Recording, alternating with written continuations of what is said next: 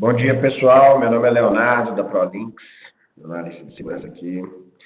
Junto com a gente no call, tá? O Flávio Costa, que é um analista Cisco, engenheiro Cisco, que vai nos ajudar aí com o Cisco Umbrella. Junto com a gente também está a Mari, que é o Account Manager aqui em Minas, que nos apoia na parte de segurança Cisco. Nossa ideia aí hoje é entender um pouco mais do que é essa segurança Umbrella, né? Como é aplicado, como que a tecnologia funciona. Flávio aí vai percorrer desde a parte de benefícios até a parte operacional mesmo da ferramenta, né? E nós da ProLinks estamos aí para apoiar vocês, né? Numa prova de conceito posterior. E aí passo a palavra para a Mari se apresentar e passar a palavra para o Flávio. Bom dia a todos. Em primeiro lugar, obrigada pela presença de cada um. Como o Léo já me apresentou aqui, eu faço parte do time da Cisco, na região de Minas Gerais especificamente. Então, hoje nós temos 4 pessoas atuando aqui no território e eu sou a pessoa que está à frente de desenvolver a parceria Cisco com a ProLinks, ok? A gente vem fazendo algumas ações já nos últimos tempos. A gente fez um outro webinar, fez um evento focados em segurança e a gente está aqui hoje para falar especificamente sobre o Umbrella. E agora eu passo a palavra para o Flávio, que é um engenheiro especialista de segurança na Cisco, que vai navegar com essa ferramenta aí para a gente hoje. Valeu, Mari. Bom dia, pessoal. Tudo bem? Meu nome é Flávio Costa, sou um engenheiro especialista em segurança aqui da Cisco, falando com vocês direto do espaço, né? Aqui na Cisco a gente tem várias divisões de cargos e arquiteturas e eu faço parte de um time chamado GVE, Engenharia Virtual Global da Cisco. Então, eu costumo dizer que eu sou um engenheiro virtual, né? Posso trabalhar de qualquer lugar. Hoje estou aqui no espaço, estou no meu drink espacial também. E vou falar um pouquinho para vocês hoje, então, sobre essa solução incrível que é o Cisco Umbrella, tá? Então, antes de mais nada, deixa eu compartilhar minha tela aqui com vocês. Me avisem se já estiverem vendo aí, por gentileza. Estamos vendo. Beleza, então, vamos lá falar um pouquinho sobre o Umbrella. Vou até desativar um pouco aqui o vídeo para focar mais na apresentação. E a gente dá sequência a partir daí. Então, beleza, vamos lá. Cisco Umbrella, pessoal. Antes de mais nada, né? Um pouquinho aí sobre mim. Como eu falei, sou engenheiro de sistemas aqui da Cisco. Estou atuando na Cisco desde 2014, então, fim de julho agora, completo 5 anos de empresa. Sou formado em gestão de TI e com MBA em arquitetura e gestão de infraestrutura. Então, atuo com segurança da informação na Cisco desde então, né? Desde 2014. Você deve estar se perguntando, nossa, Flávio, eu acabei de te ver na câmera, você está com cabelo escuro e aí na foto você está com cabelo branco. O que aconteceu?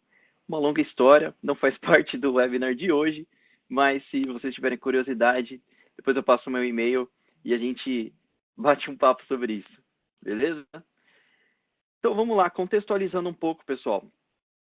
A forma como a gente trabalha mudou drasticamente nos últimos anos, tá? Principalmente por causa do advento de diversas tendências como BYOD, IoT, né? Acho que todo mundo já deve ter ouvido falar, pelo menos, sobre essas siglas, né? Para quem não conhece, o BYOD é o Bring Your Own Device, a tendência de um funcionário trabalhar com seu dispositivo de uso pessoal, né? E IoT, eu acho que é mais conhecido ainda, né? A internet das coisas. Então, hoje em dia, todo e qualquer dispositivo com envio e recebimento de informações se caracteriza como um dispositivo IoT. Envio e recebimento de informações através de uma infraestrutura de compartilhamento pública, como a internet, certo?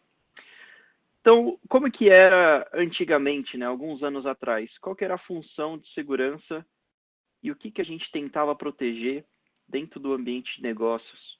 Então, tudo estava basicamente contido dentro de um perímetro, né? esse era o nosso perímetro, o escritório da empresa, onde a gente tinha toda essa infraestrutura crítica, as aplicações pertinentes ao negócios, e a maior parte dos dispositivos era formada por desktops, né, dispositivos fixos nas mesas, certo? Então, normalmente quando a gente tentava implementar segurança aqui, o que a gente fazia? A gente tentava proteger esse tipo de acesso, principalmente aqui, vindo da internet, né? Então, teoricamente, aqui tudo na internet era tido como um ambiente malicioso, um ambiente que a gente queria proteger do nível de comunicação inbound e outbound. E, teoricamente, tudo que a gente conhecia dentro do nosso ambiente corporativo eram as informações boas, né? E não maliciosas.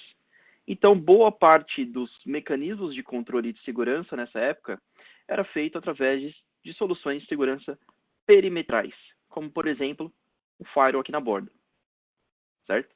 Então, uma das primeiras soluções de segurança, quando a gente pensa, né, sobre isso, em proteção de perímetro, era a figura de um firewall. E aqui não estou nem falando de um Next Generation Firewall, né? Estou falando de um firewall stateful, puramente proteção de camadas 3 e camada 4.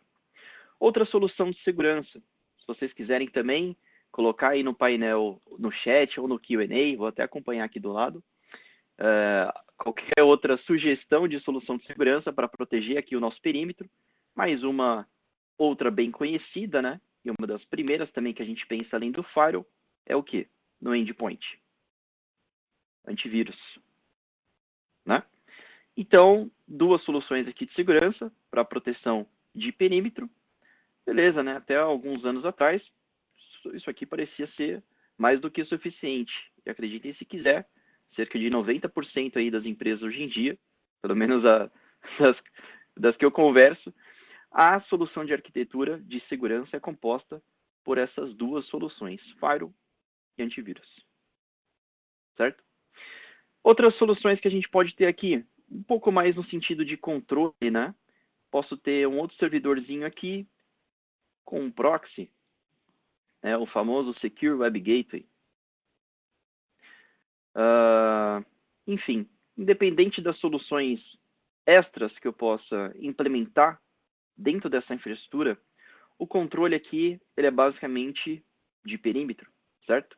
Das informações inbound e outbound que vem aqui desse ambiente que teoricamente, aliás, que com muita certeza, na verdade, a gente desconhece e acredita que boa parte das informações que tem aqui são maliciosas, da mesma forma que a gente confia e acredita no nosso ambiente, porque a gente tem o quê?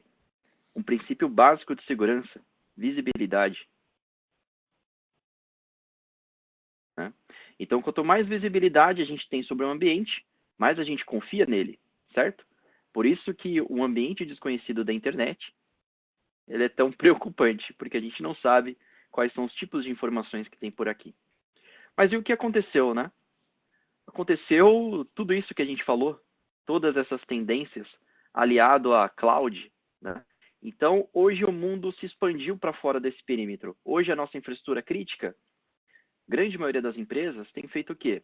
Primeira tendência foi a virtualização, né? Sair da infraestrutura de servidores físicos para uma infraestrutura de VMs. E depois apareceu aí Amazon, Azure, né? Infraestruturas na nuvem. Então você não precisaria mais se preocupar com todo o custo de uma infraestrutura on-premises. A mesma coisa aconteceu para os negócios, né? Ora, se a infraestrutura crítica ela está na nuvem, os servidores, né? Boa parte das minhas aplicações também podem ser hosteadas fora. Né? Então, hoje em dia a gente tem grandes exemplos como Office 365, Google G Suite, né? Salesforce e por aí vai. Qualquer aplicação hoje pertinente para o negócio, ela pode também estar na nuvem. Isso permite a flexibilidade, né, de comunicações, de trabalho dos meus funcionários. E assim como os dispositivos, né, que a gente utiliza para trabalho, natureza móvel deles, né, como os smartphones, os notebooks. Agora esses dispositivos não estão mais somente contidos dentro desse perímetro. Né? E algumas empresas também, nos últimos anos, cresceram, abriram novas filiais. E aí eu te pergunto, essas filiais têm o mesmo nível de proteção e investimento de firewall, de proxy, né? Em todas elas? Vocês acham que as pessoas, os administradores, principalmente de empresas que não são do segmento de TI, elas têm pensado nisso também. Então, o que eu costumo dizer é que o mundo ele expandiu para fora do perímetro, mas, na grande maioria das vezes, a segurança, infelizmente, não acompanhou. E olha que interessante esse dado, né? Se um Firewall é uma solução de perímetro e a maior parte das minhas aplicações estão na nuvem e eu tenho muitos usuários que trabalham remotamente, se eu considerar, por exemplo, que meus usuários passam apenas 25% fora da minha rede, que já é um cálculo bem conservador, né? E fora da VPN também. Por que fora da VPN? Porque a maioria das informações estão no ambiente público. Não precisaria de uma conexão privada para acessar, né? Então, obviamente, eles não estão protegidos. Então, o investimento que eu fiz de firewall, o que acontece com ele? O investimento que eu fiz em proxy, né? Então, teoricamente agora, para esses usuários remotos, eu tenho uma única solução de segurança, que é o antivírus, protegendo eles. Aí eu pergunto para você, o antivírus é 100%? É suficiente para proteger um endpoint? Aliás, um firewall, ele também é 100%? Um proxy, né? Então, em segurança, a única coisa que eu posso colocar 100% é que existe 100% de certeza que algum dia, invariavelmente, um ataque vai ser bem sucedido. Tirem da cabeça que existe uma solução de segurança única que vai resolver todos os seus problemas. Isso não existe. O Umbrella também não é essa solução. Tá? Eu estaria mentindo para vocês se dissesse o contrário. Então, não existe solução de segurança 100% segura. Segurança sempre vai se tratar em diminuir o risco a um nível aceitável para os negócios. Tá? Essa é a grande realidade. Voltando para esse contexto, então, dos usuários remotos, né? Então, eles estão remotamente trabalhando. Se eles estiverem trabalhando, ok, né? Mas se eles estiverem tentando baixar, por exemplo, o último episódio lá de Game of Thrones, via torrent, aí o risco é maior ainda, né? Então, uma matemática bem simples. Uma empresa com 1.000 funcionários são cerca de 250 pessoas sob risco a qualquer momento. Ou de uma forma um pouco mais figurada, né? Como você se sentiria com o seu carro com 25% a menos de rodas. Ou se sei lá, seu álcool gel matasse 25% menos bactérias. Né? E do outro lado, por exemplo, um detergente que lava só 75% da sua roupa. Então, se a gente olhar dessa forma, 75% não é o suficiente, né? E também não deveria ser para a segurança. Então, pessoal, é difícil acompanhar o surgimento de novas aplicações, é difícil ficar atualizado sempre, né? E cada vez mais essas aplicações, elas estão na nuvem, né? Ou os dados que a gente cria, eles estão ou nativos da nuvem, ou eles estão migrando para lá. Então, os negócios, eles demandam o uso da nuvem, né? Eles precisam dessas aplicações para funcionar de uma forma mais dinâmica, acompanhar o ritmo do mundo atual. E muito mais do que antes, o controle dos aplicativos que podem ser utilizados, ele está nas mãos do funcionário, né? Porque se torna muito mais fácil compartilhar informações no tempo certo, tanto para dentro quanto para fora da empresa. E porque, como a gente acabou de falar, esses dados e aplicações eles estão na nuvem e não mais atrás de um firewall, os funcionários não precisam mais utilizar a VPN para realizar um trabalho. E justamente devido ao advento dessas aplicações em nuvem, né, muitas vezes as filiais de uma empresa estão se conectando direto à internet sem fazer a centralização do tráfego, né, através de uma matriz para que ele seja, então, inspecionado. E por causa de tudo isso, de todas essas mudanças, segurança é totalmente diferente na nuvem. Então, não adianta a gente tratar um modelo de negócios novo com uma arquitetura de soluções antiga, composta na grande maioria das vezes por antivírus nos endpoints e um firewall de borda. A forma como os funcionários eles estão desempenhando suas funções, acessando os dados necessários para a realização de um trabalho, mudou. Isso é um fato. Então, eles não estão mais protegidos pelo sistema tradicional de segurança. Eles estão muito mais expostos a ameaças. Então, toda essa facilidade, né, traz também novos riscos. E aliado a isso está o problema de visibilidade. Como a gente falou, se você não pode ver o tráfego, você não pode protegê-lo. E a facilidade de compartilhar informações corporativas traz o risco de vazamento de dados, né, confidenciais, de forma maliciosa ou até mesmo de forma acidental. E se um funcionário ele utiliza o celular pessoal para acessar informações corporativas, e cá entre nós, né, pessoal? Acho que todo mundo faz isso. É muito difícil a gente ficar 100% fora do trabalho, né? Então, sempre através de algum aplicativo de comunicação ou através do acesso do e-mail pelo próprio aparelho, a gente vai acessar algum tipo de informação que, teoricamente, não deveria passar por aquele canal de comunicação, certo? Então, se ele pode fazer isso, ele também pode instalar aplicativos sem o consentimento da TI, certo? O celular é dele, né? Ele faz o que ele quiser. Então, as chances de instalar um aplicativo que demanda privilégios excessivos de acesso são muito altas. Tem um estudo que mostrou que 64% dos aplicativos existentes, eles pedem permissões que vão além das necessárias para esse aplicativo funcionar. Então, pensa, por exemplo, num app que pede autorização de acesso à sua câmera, ou à sua conta da Google ou da Microsoft, né, com a habilidade de compartilhar informações no seu nome. Então, o potencial de dano aí, ele é enorme, certo? E o que aconteceu, né? Como que a gente tratou segurança nos últimos 20 anos? Tinha um problema, comprava uma caixa, simples assim. Então, lá nos anos 80, 90, né, surgiu ali a caixa do firewall. Então, todo mundo, surgiu aquele buzz enorme, né? Precisamos comprar um firewall para controlar a segurança do nosso ambiente, né? Então, as pessoas iam lá, compravam a caixa. Aí depois surgiu também a necessidade, quase que na mesma época, né, do antivírus.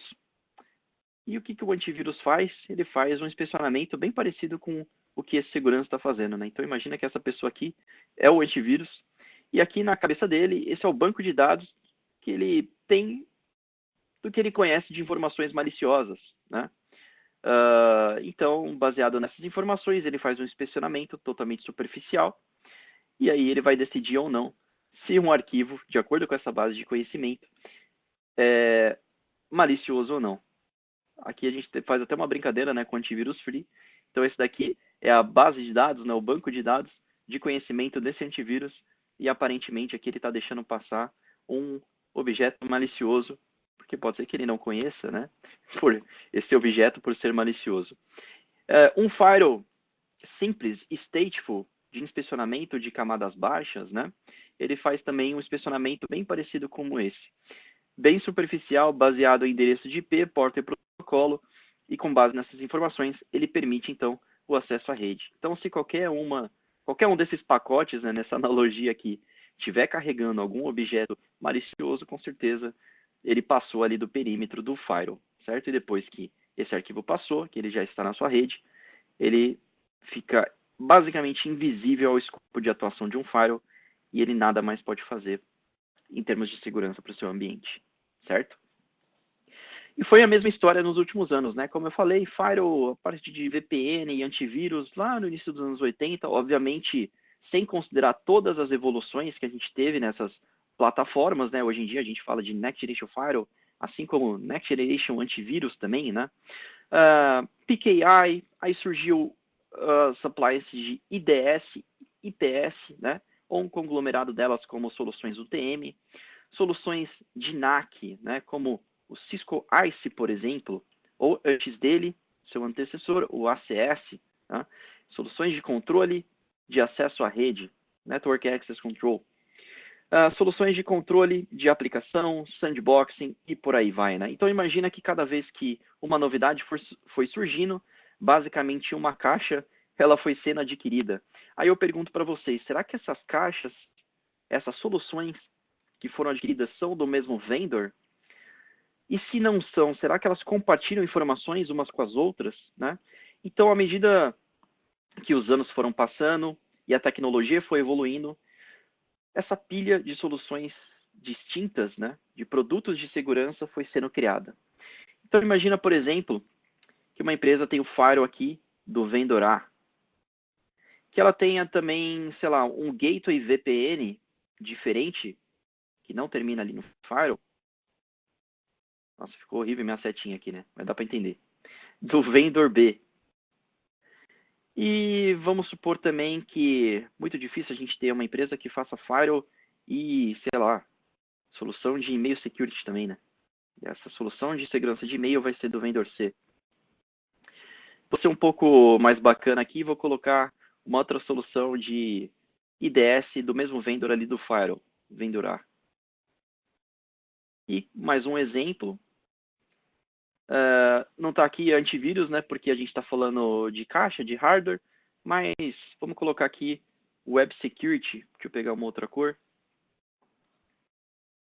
do vendor, agora D, né, uma solução de proxy ali de outro vendor. Aí beleza, vou pegar uma outra cor aqui para a gente ilustrar o que está acontecendo. Vou usar roxo. O que acontece, pessoal?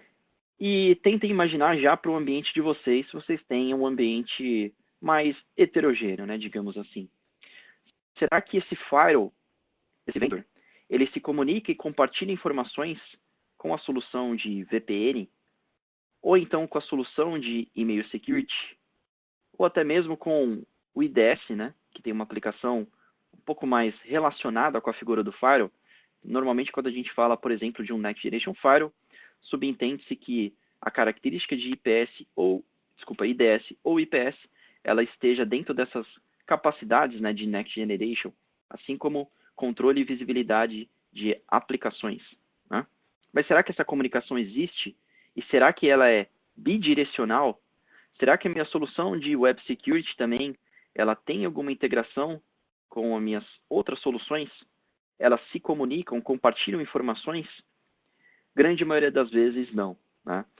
E justamente essa dificuldade de compartilhar informações umas com as outras é que aumenta drasticamente uma conta que não deveria ser tão alta assim, que é o time to detect, tempo de detecção de ameaças.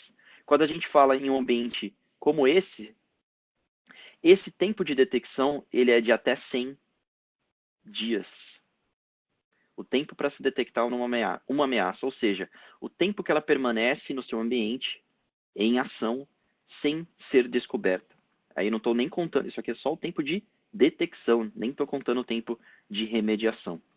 Quando a gente tem soluções que se comunicam, que compartilham informações umas com as outras, a gente consegue diminuir esse tempo de detecção para até 4,5 horas. Então, quando a gente fala, por exemplo, da arquitetura de soluções de segurança da Cisco, esse é o cálculo que a gente consegue chegar, certo? Isso é extremamente importante, beleza? E aí eu faço essa analogia para vocês, né? Se vocês se sentiriam seguros em voar em um avião feito de 50 outros aviões.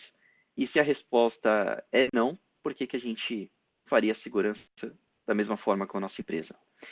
Então, a gente precisa de uma arquitetura de segurança nova, né? A gente falou sobre a diversidade na superfície de ataque, né? O advento das tendências de IoT, BYOD. Então, hoje, a quantidade de dispositivos online cresceu exponencialmente, mas ela também saiu de um modelo centralizado e mudou para um modelo distribuído, né? Devido à atualização do modelo de negócios, onde diversas soluções são entregues como software as a service ou infrastructure as a service, né? A gente fala também de novas ameaças, de APTs, Advanced Persistent Threats, ameaças avançadas persistentes, como exemplos de diversas variantes de ransomware, né? Entre outros tipos de malwares por aí. Então, o aumento da sofisticação de ameaças, aliado à rápida evolução dos crackers, né, e das suas técnicas e ferramentas disponíveis, para vocês terem uma noção, se vocês derem um Google por aí, dá para achar uma ferramenta de ataque de DOS, ou melhor, DDoS, né? De negação de serviço distribuída, chamada LOIC. Eu acho que era, o significado era Low Orbit Ion Cannon, algo assim. Então, uma ferramenta online para fazer um ataque como esse, acessível para quem quiser. Preocupante, né? Os métodos de detecção, como a gente falou, a eficiência desses métodos existentes ela é totalmente questionável. E aliado a tudo isso também está o comportamento do usuário sempre imprevisível, né? Então, com o advento das aplicações em nuvem, muitas vezes os usuários, funcionários de uma empresa, eles estão fazendo negócios em dispositivos pessoais, né? E não gerenciáveis, ou em redes onde a TI não tem um controle administrativo. Então, olha o que aconteceu, conforme novas funcionalidades foram surgindo, a complexidade de se gerenciar um ambiente como hoje, ela aumentou drasticamente. e surgiu esse buraco na eficiência de segurança, que é justamente onde a Cisco quer atuar e ajudar todos vocês. Como é que a gente faz isso? Investindo em segurança, né? Então, olha aqui nos últimos anos, não vou nem contar aqui com antes de 2013. Se a gente colocar daqui para frente, todo esse investimento que a gente tem feito, ele é equivalente a mais ou menos 5 bilhões de dólares. Se vocês forem comparar, isso daqui é maior que o faturamento anual de qualquer empresa de segurança de nicho do mercado. Então, a próxima vez que alguém falar que a Cisco não é uma empresa de segurança, agora vocês sabem que a Cisco é a maior empresa de segurança do mercado. E uma das aquisições mais recentes, e que é justamente o tema de hoje, foi da OpenDNS. Sim, o Cisco Umbrella, ele é baseado na tecnologia adquirida da OpenDNS, que foi adquirida lá para o final de 2015, certo? Então, uma solução que está há bastante tempo no mercado. Para vocês terem uma ideia, ela tem um uptime de 100%, ou seja, ela nunca teve uma disponibilidade desde 2006. Né? E agora, com infraestrutura Cisco, eu acredito que provavelmente nunca a gente vai ter um problema de uptime com uma solução como essa. Beleza? Então, Cisco Umbrella baseado na OpenDNS. E aí, beleza, né? Você vê lá seus investimentos em segurança, toda a infraestrutura que a gente comentou, né? O Firewall analisa os logs, tudo ok. Analisa os logs de eventos de PS, tudo ok também. Nada batendo no meu antivírus, aparentemente tudo ok. Mas as ameaças, elas se escondem, tem técnicas de evasão extremamente perspicazes, né? Para poder fugir dos mecanismos de detecção desses equipamentos conhecidos. Então, notem uma coisa, pessoal. Assim como eu falei para vocês que boa parte das empresas tem apenas essas soluções de segurança para proteger o seu ambiente, lembrem-se que as pessoas que fazem ataques e que têm ações maliciosas também têm um conhecimento disso. Então, a gente precisa atuar de forma diferente, né, com relação à segurança. Vou colocar aqui, antes da gente falar sobre o Cisco Umbrella especificamente, um exemplo mais prático através do funcionamento de um ransomware. Como é que um ransomware funciona, como é que ele criptografa as informações de um dispositivo. Aqui a gente tem os dois principais meios de infecção, pela internet e por e-mail, certo? Se um ransomware ele vai entrar na sua rede de alguma forma, muito provavelmente vai ser através de um desses dois pontos. Então o usuário vai acessar um link malicioso, vai ter acesso a essa infraestrutura maliciosa, nela ele vai conseguir fazer o download, por exemplo, do payload do ransomware, né, desse arquivo malicioso, e aí esse arquivo dentro da sua rede vai fazer algo conhecido como callback, para uma infraestrutura de comando e controle, para solicitar a chave de criptografia e, eventualmente, criptografar os seus arquivos e deixar eles inacessíveis. Esses são basicamente os passos que um ransomware tem para poder infectar a sua máquina e criptografar os dados dela, certo? Por e-mail é a mesma coisa, né? Ou ele recebe um link por e-mail, e aí os passos são exatamente os mesmos, ou esse e-mail já vem com um payload em um arquivo anexo, né? E ali também os outros passos são exatamente os mesmos, certo? E aí, né? O que a gente pode fazer? Olha que interessante, eu estava falando desse callback, da forma como esse arquivo solicita a chave de criptografia. Olha que interessante, na grande maioria das variantes que existem hoje, como que essa chave é solicitada? Através de qual método? DNS. Então, se a gente pegar aqui as mais conhecidas, Lock, Tesla Crypt, CryptoWall, CTB Locker, né? Grande maioria delas utiliza o DNS para fazer essa chamada. E a mensagem de pagamento, por onde é feita? Ou via DNS, ou via DNS criptografado por Tor.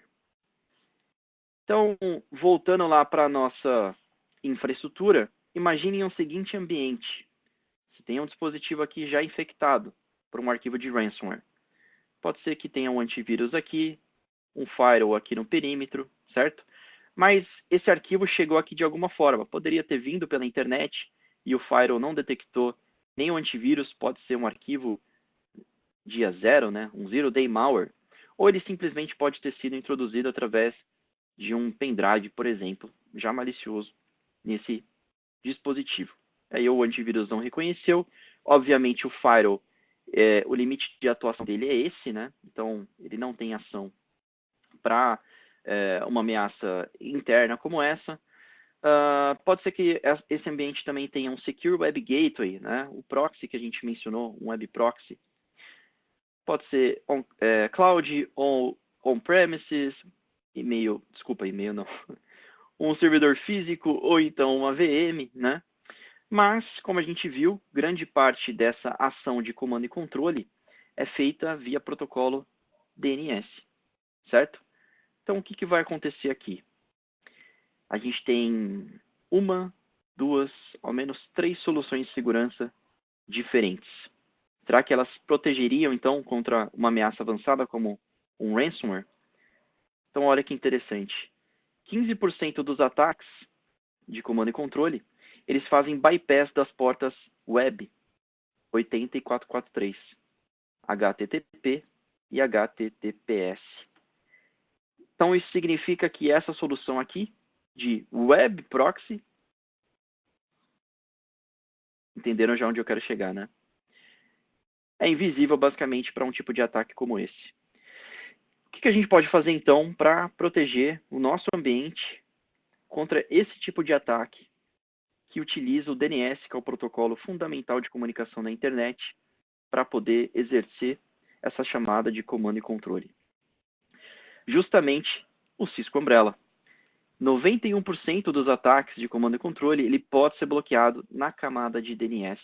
E é justamente aqui onde a gente aplica a solução do Cisco Umbrella. Explicando um pouco o conceito de comando e controle, né, que às vezes boa parte das pessoas não deve conhecer. Como é que essa chamada é feita? Né? O que é tudo isso? Como é que ela funciona? O que é esse callback que um ransomware faz para criptografar os arquivos? Como é que ele faz isso, né? Bom, se a gente pensar no lugar seguro, como um banco, por exemplo, né? Um ambiente que é fisicamente seguro, você sente essa sensação de segurança, né? Banco é um bom exemplo. Já me deram exemplos bem criativos, assim como o Vaticano, por exemplo. O Vaticano, já fui lá, inclusive, é um ambiente bem seguro mesmo. Algumas pessoas já falaram, a minha casa, que bom que você se sente seguro na sua casa, né? E tem vários outros exemplos, né? Bem curiosos, digamos assim. Não sei se vocês já ouviram falar desse daqui. Isso daqui é o Global Seed Vault. Basicamente um cofre de sementes, né? Então, isso daqui é o Disaster Recovery para o mundo. Ele abriga 90% das sementes conhecidas no mundo todo que foram doadas pelos países produtores, né, de suas determinadas origens. Então, um outro lugar que é bem seguro mesmo. Outro exemplo que fica um pouco melhor aqui para a analogia que eu quero fazer é um aeroporto. O aeroporto é um ambiente bem seguro, né? Então, se eu quisesse, por exemplo, entrar com uma MP38 com uma submetralhadora no aeroporto, o que iria acontecer? Bom, imediatamente eu iria ser preso, né? Isso que iria acontecer. Mas por quê, né? Imagina que isso daqui tivesse escondido, então, dentro de uma mala. O que acontece quando eu passo com esse objeto aqui no detector de metais?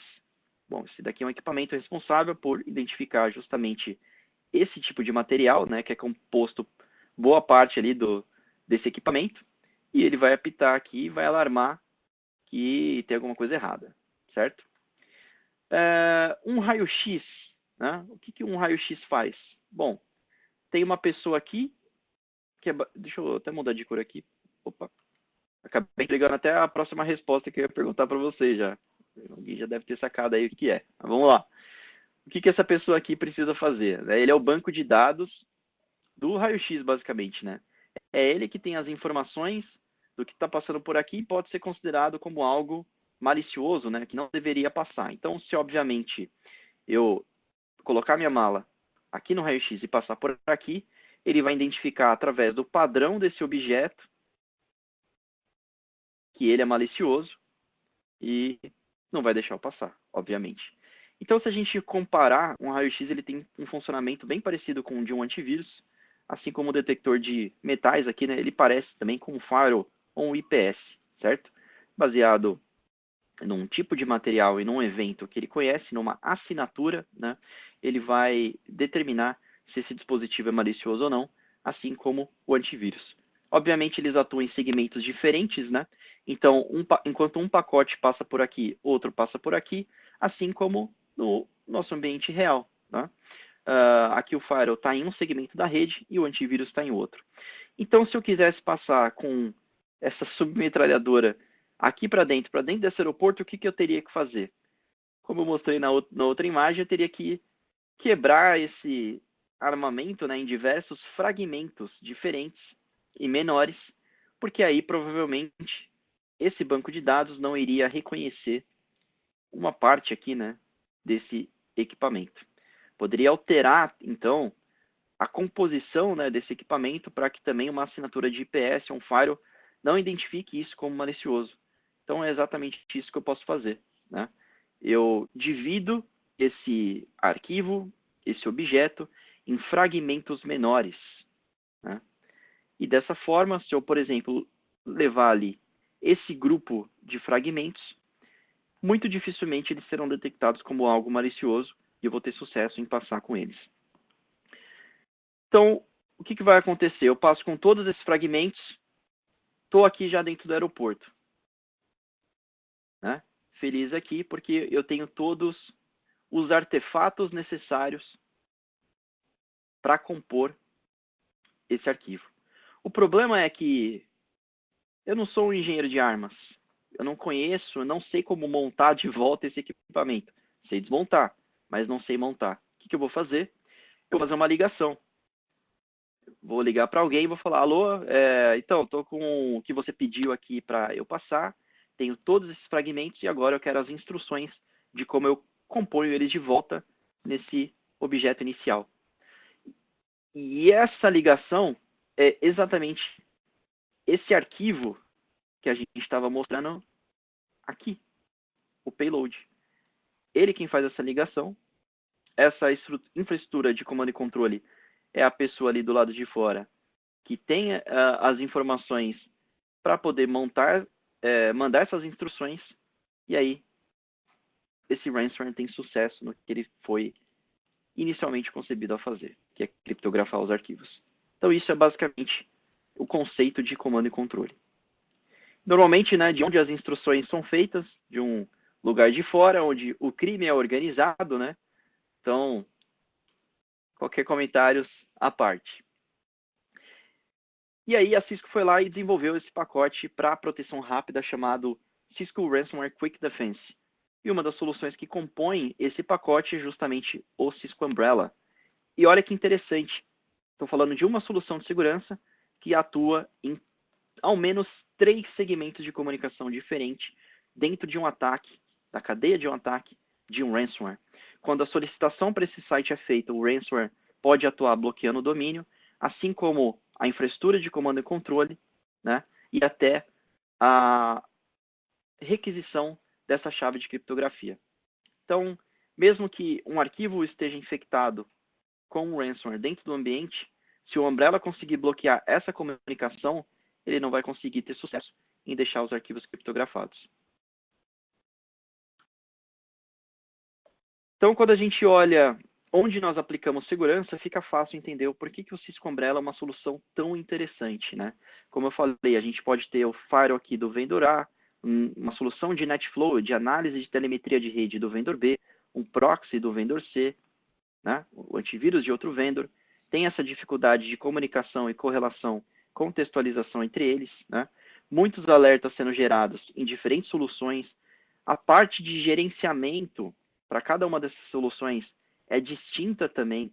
Então, na hora que eu preciso investigar um incidente, eu preciso ter alguém que vai olhar as informações dessa solução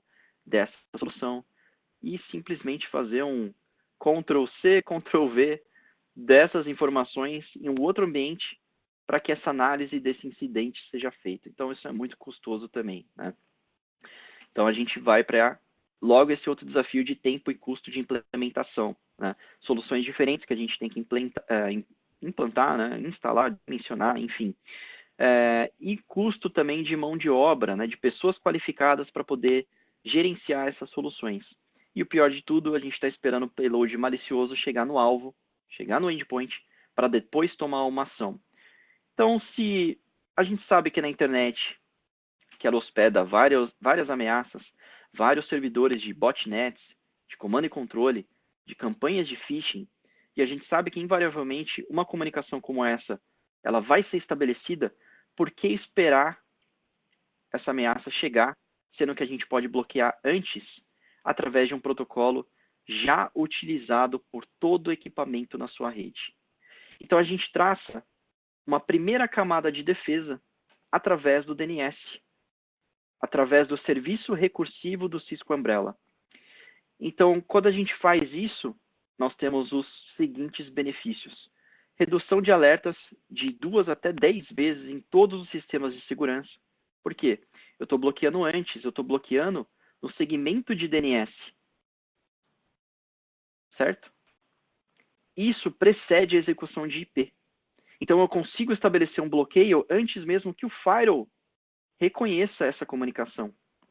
E até mesmo, obviamente, o antivírus como o seu last resort. Certo? Então, o tráfego e o payload malicioso, ele jamais vai chegar no alvo.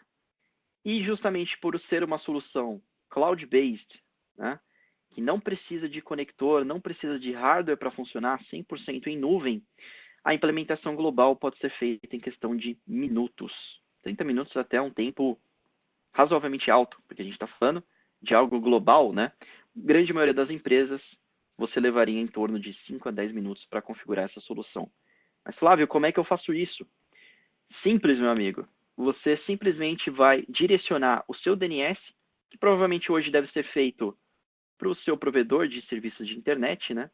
Ou através, sei lá, de um endereço de IP aí bem famoso, né? Bastante gente gosta de usar esse. São serviços de DNS recursivo. Então, pare de usar esses que não te entregam segurança e use o Cisco Umbrella. Então, nós temos os endereços 208, 67, 220, 220 e, mesma coisa aqui, 208, 67, 222, 222. Feito esse redirecionamento, toda e qualquer informação conhecida por ser maliciosa vai ser bloqueada no segmento de DNS, antes que qualquer outra solução de segurança de dentro do seu perímetro faça isso. E o que é melhor? Existe sim um conector que você pode colocar nos endpoints, o Umbrella Roaming Client. O que acontece? Como a gente falou, grande parte desses dispositivos sai do ambiente corporativo, sai desse perímetro e está se conectando através de um hotspot, por exemplo, né? Por exemplo, através da rede de internet de alguma loja, de um Starbucks da vida, por exemplo. Né? Então, o que acontece? Quando a gente tem um roaming client instalado nesse equipamento, é como se ele estivesse virtualmente dentro da empresa. Ele vai passar pelo mesmo inspecionamento na camada de DNS do Umbrella, e aqui vocês podem configurar diversos filtros de segurança por controle de aplicação, controle de conteúdo, de reputação de sites. Né? Então, o Umbrella ele te permite, além de bloquear já informações conhecidas por serem maliciosas, desenvolver políticas de segurança para que você customize ainda mais esses bloqueios. Então, um Cisco Umbrella, uma pergunta que muitos fazem, ele pode substituir um proxy? Não diria que substituir, mas que coexistir, sim, com toda certeza. Independente de qualquer solução de segurança que você tenha, você consegue implementar o Cisco Umbrella e ter benefícios enormes através de uma solução como essa. Ah, mas se eu fizer somente filtro URL e controle de conteúdo e reputação de sites pelo proxy, eu consigo substituir o proxy pelo Umbrella? Com toda certeza. E ainda assim, você vai ter muito mais benefícios em termos de eficiência de segurança. Certo?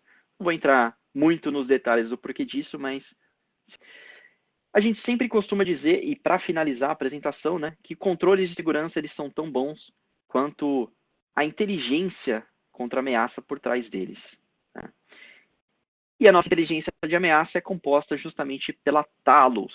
Não sei se já ouviram falar, mas Talos é o maior Big Data de segurança da informação do mercado. Olha alguns números aqui da nossa inteligência de ameaças, por exemplo. 600 bilhões de mensagens de e-mail escaneadas por dia. 16 bilhões de solicitações de requisições web, né? Então, todas as informações que a gente recebe por sensores, o que são sensores? Roteadores, firewalls, equipamentos de antivírus como da Cisco, né? Como o AMP, for Endpoints, por exemplo, né? Então, todos esses equipamentos Cisco, dentro dos meios legais, recebem essas informações, direcionam para a nossa base de inteligência e, a partir disso, a gente consegue, através desses dados, né, passar aqui basicamente por um funil, onde a gente consegue extrair inteligência dessas informações através de várias formas diferentes. Então, Talos é extremamente importante e ela está por trás de todas as nossas soluções de segurança, não só exclusivamente do Cisco Umbrella, certo? O Cisco Umbrella é uma solução que tem evoluído bastante, tá, pessoal? Então, inicialmente, ele foi concebido para ser um SIG, né? Um Secure Internet Gateway. Por que internet? Lembra? Protocolo fundamental de comunicação da internet, DNS. Tá? Diferença do Secure Web Gateway. Web, portas 80, 443, a gente comentou, né? HTTP e HTTPS. Então, eles têm diferentes segmentos de atuação. Essa é a principal diferença de um proxy para uma solução SIG como o Umbrella. Porém, contudo, entretanto, todavia, como eu falei, é uma solução que está em constante evolução e a gente vai entregar, já tem entregado, aliás, né, muitas coisas aqui já estão disponíveis. Então, a gente falou do principal, que é a resolução de DNS segura, né? E a gente tem aqui a questão das ameaças. Parou de compartilhar minha tela aqui. Mari pegou o host de volta. Ai, Já devolvi. Beleza. Finalizando já. Voltou aqui minha tela? Sim. Beleza. Então, a gente falou bastante hoje, né, sobre a resolução segura de DNS, toda a parte de inteligência de ameaças, mas já está disponível na ferramenta controle de software as a service, né, com CASB. Então, tem essa parte de Cloud Apps também já disponível. A gente está entregando um full proxy. Ué, Flávio, mas você falou que o Umbrella é por DNS. Sim, mas através de um tunelamento IPsec, nós teremos a capacidade de entregar um proxy completo também na nuvem, como uma opção adicional à questão de resolução de DNS seguro. E também, olha só que interessante, Firewall na nuvem. Então, lembra no começo que a gente comentou de várias tendências, onde, por exemplo, empresas que estão crescendo, que cresceram bastante nos últimos anos, estão expandindo, abrindo novas filiais, mas elas não fazem o mesmo investimento de segurança que tem feito para uma matriz. Então, uma solução de segurança como o Cisco Umbrella pode muito bem endereçar a necessidade de segurança através de vários segmentos diferentes de uma única solução. Então, todos os seus dispositivos, sejam eles de dentro ou de fora da rede, podem passar pela resolução do Umbrella e aqui a gente pode aplicar todos esses controles de segurança. O Umbrella também tem integração com a parte de SD-WAN, VIPTela, né? Ele tem integração com roteadores iOS, ISR, a Cisco, né? 4K aqui, por exemplo. Tem integração com Meraki, né? Existem inúmeras integrações e isso está em constante evolução no nosso portfólio. Aqui a arquitetura integrada de soluções de segurança Cisco, as integrações que nós temos atualmente, né? Aqui tem todo o mapeamento, vejam só o Umbrella e quantas integrações ele tem disponíveis, né, atualmente. Isso também em constante evolução. Uma das principais que eu gostaria de comentar, só para a gente encerrar, nesses últimos 4 minutos aí do nosso webinar, é com o Cisco Threat Response, CTR. Não sei se vocês sabiam, mas quem adquire o Cisco Umbrella ganha essa solução. E essa daqui é uma solução muitíssimo importante. Eu vou mostrar aqui para vocês o porquê. Olha só que interessante, abrindo aqui até uma outra apresentação. Essa é a solução responsável por desencadear o poder da arquitetura de segurança integrada Cisco. Por quê? Ele é o pilar fundamental da nossa arquitetura de segurança integrada. É ele, a plataforma que automatiza a integração das nossas soluções de segurança e reduz aquele tempo de 100 dias, lembra que eu comentei? Reduz o tempo e o esforço gasto nessas funções de segurança, né? De um SOC, por exemplo, detecção, investigação e remediação. E, como eu falei, ele está incluso como parte das licenças de produtos Cisco Security. Está incluso com o Cisco Umbrella, Threat Grid, AMP para Endpoints, Email Security e Firewall. Ou seja, qualquer cliente que adquirir uma dessas soluções, qualquer uma delas, vai ganhar também o Cisco Threat Response. Então, ele é uma plataforma de segurança, essa aqui é a telinha dele, que através de APIs faz chamadas para todos esses módulos de soluções de segurança, como o Umbrella, como o Next Generation Firewall, como o AMP. Tem integração também com Vírus Total, por exemplo, né? Uma integração terceira, feita via API. Então, isso permite essa abertura, né, para soluções também não Cisco. Por enquanto, grande maioria delas e nossos esforços, é claro, estão sendo direcionados para essas soluções, mas nada impede que outras sejam também integradas ao Threat Response. Então, através de observáveis, o que podem ser esses observáveis? Pode ser, por exemplo, um hash, uma URL, né, um domínio, o nome de um arquivo. Através dessas informações, você faz um input no CTR. O CTR, através de API, vai fazer uma pergunta para todas essas soluções. Umbrella, você viu, por exemplo, esse hash nas suas informações de inteligência para o ambiente, para o nosso ambiente? Firewall, por acaso essa informação desse hash passou por aí? Antivírus AMP, isso daí passou por aí? Vírus Total, o que você conhece e tem de informações de inteligência sobre essa determinada informação? E aí ele te cria esse gráfico, melhor dizendo, relacional. Então, por exemplo, tem um ataque novo acontecendo de ransomware. Você pegou todas as informações de uma base de inteligência que encontrou na internet e colocou aqui como observável e submeteu para que o CTR faça essa pesquisa para APIs para todo o seu ambiente, todas as soluções Cisco de segurança que você tem como módulos instalados. Ele vai construir esse mapa e vai falar, olha, você tem um endpoint aqui que tem comunicação com esse domínio malicioso sim. Tá? Então, através disso, você pode iniciar justamente esses eventos. Detecção, investigação e remediação de incidentes. Beleza? Basicamente isso, então, com relação ao CTR, tá? Existem inúmeras outras integrações dentro do nosso portfólio, como eu falei, né? Para vários segmentos de atuação diferentes que estão mapeados aqui na ferramenta. Então, lembre-se que eu comentei, né? Se alguém falar que a Cisco não é uma empresa de segurança, acho que esse único slide aqui já mostra que essa abrangência de soluções que vão desde o endpoint até proteção de workload na nuvem com Tetration, né, Stealth Watch Cloud,